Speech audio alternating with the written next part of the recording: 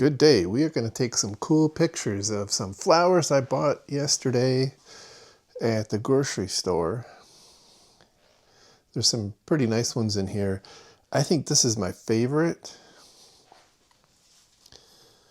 So let's get going. I'm going to set you down.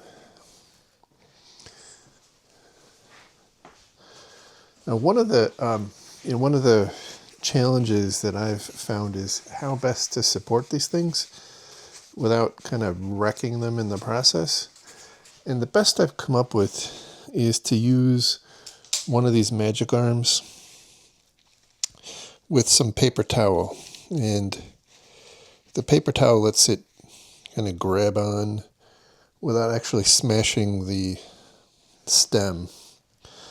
I suppose if you were going to just throw it away right away, then that would be fine. But I kind of like keeping them around for a little while. So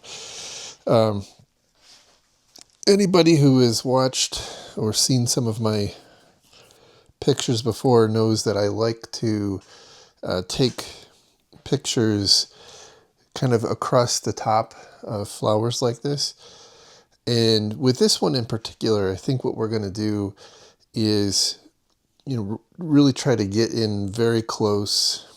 And I'm going to try a couple different backgrounds. First one I'm going to try is a rimlet. So I think I need to raise this up just a little bit.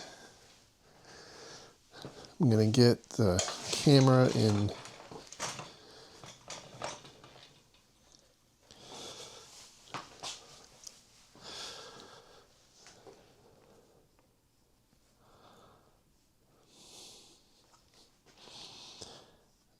Kind of zeroed in. Let's see what we're doing. I think this needs to go up a little bit.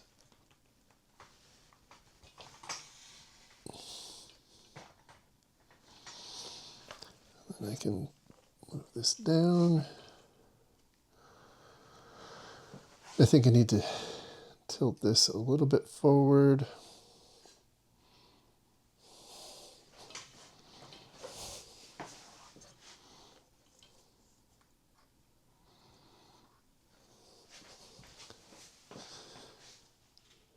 Maybe a little bit more. Oh, that's looking good. Okay.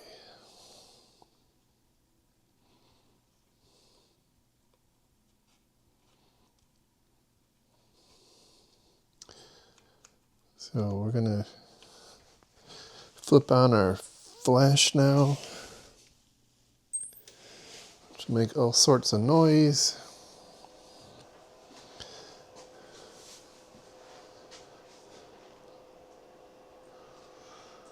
And need to dial in the camera. I think what I'm going to try doing is like an f8.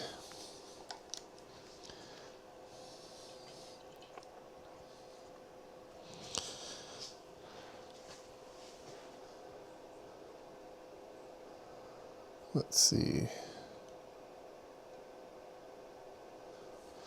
And then I am going to connect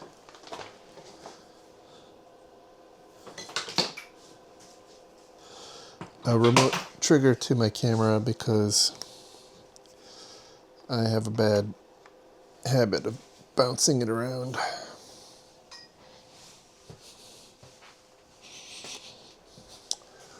As soon as I can find it, let's see.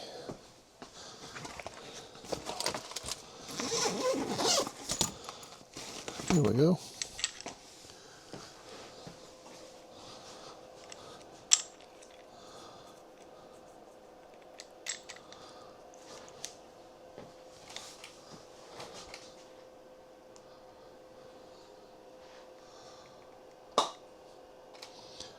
All right, let's see what that did.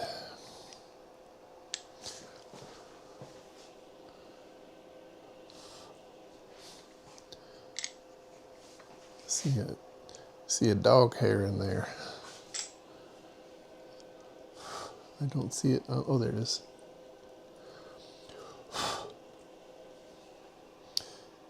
So you can Photoshop a lot of crap out of pictures, but it's a lot easier just to clean it up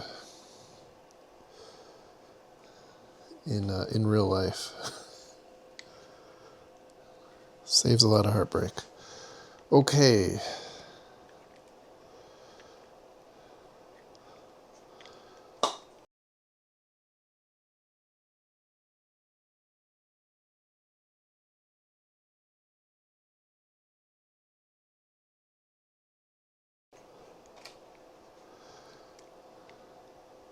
Wow, that is pretty nice.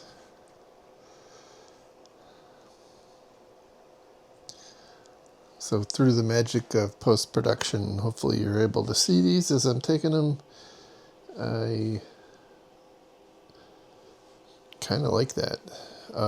It's a little bit overexposed, I think, on the sides.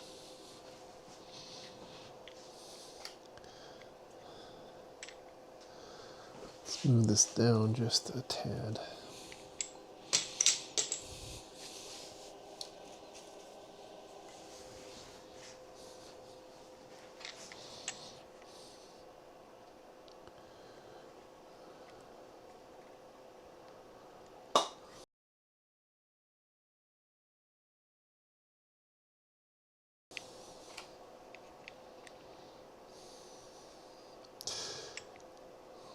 So with with macro, you can do a lot of artistic stuff with a really shallow depth of field.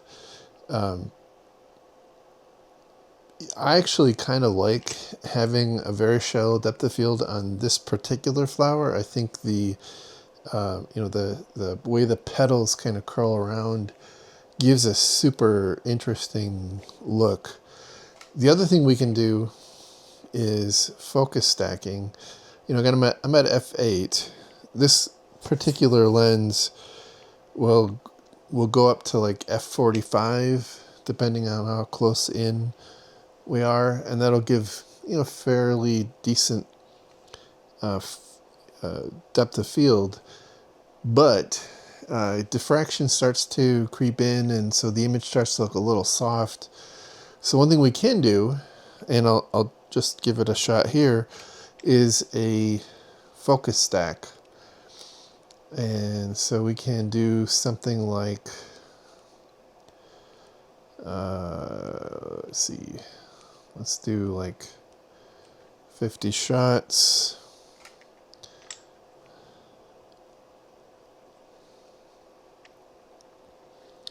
Let's see where we focused at. All right, and we'll go in and tell it to start.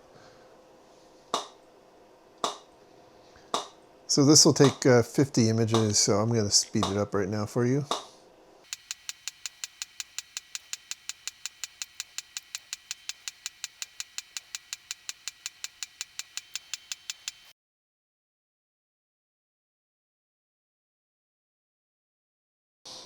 So the advantage with this focus stack is that the whole flower from front to back should be in focus. And since I'm at f8, it'll be in pretty sharp focus. There shouldn't be a lot of softness due to diffraction and whatnot. So f8 is really, really nice on this lens.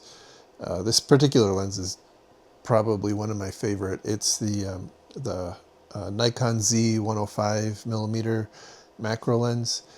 It goes down to f2.8, and it does a really great job at f2.8, but f2.8 at macro distances is like microns thick. It's not terribly useful in my view, unless you're just constrained by the amount of light.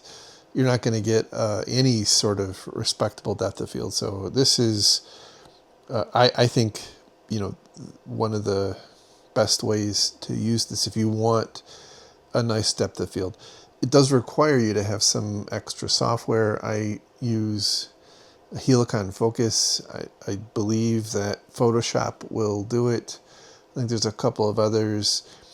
In my experience, Photoshop doesn't do a great job of stitching together focus stack set, so I prefer Helicon focus. So I'm going to take a couple of other images of flowers here. I want to put this one back, and I am going to pick out a rose, and this is the one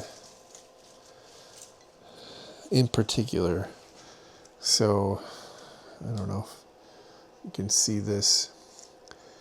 I picked this particular bouquet because of this rose. This is so cool.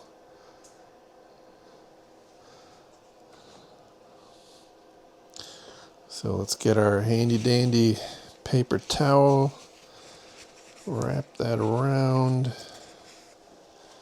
get you in the magic arm.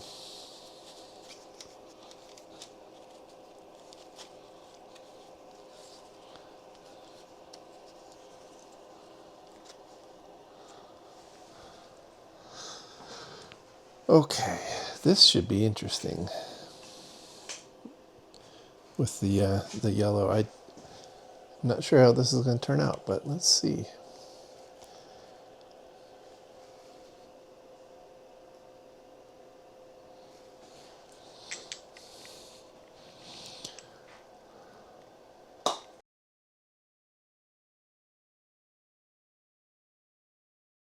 Hey, that's kind of cool.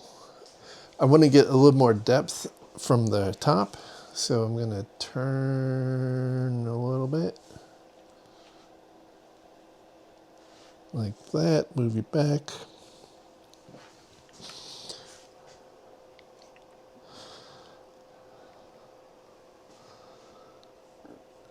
Go down a little bit. I think I have to move back some.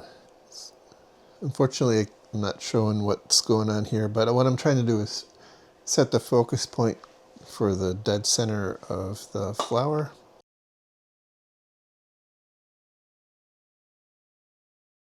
And wow, that is really nice. So because we're all now, social media whores, I am going to turn the camera on its side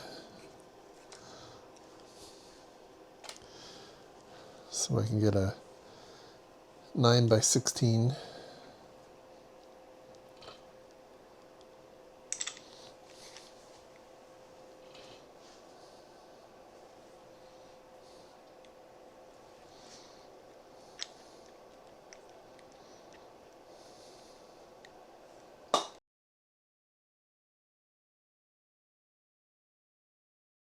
Boy, that is a really photogenic flower. I think it needs a little bit of fill light from the top. So what is the best way to do that? You know what? I think I'm not going to mess with it, because if I add any kind of reflection, it's just going to illuminate the black backdrop, and I don't want that. So I'll live with it as it is. It's really nice. The rim lighting effect is just amazing. I love that that look. It doesn't work for every flower. I will be the first to say that. And in fact, I don't even think it works super well for the one I took just a couple minutes ago. But it's a nice look. Anyhow, I hope this was interesting to you. I will post the final images now, and see you next time.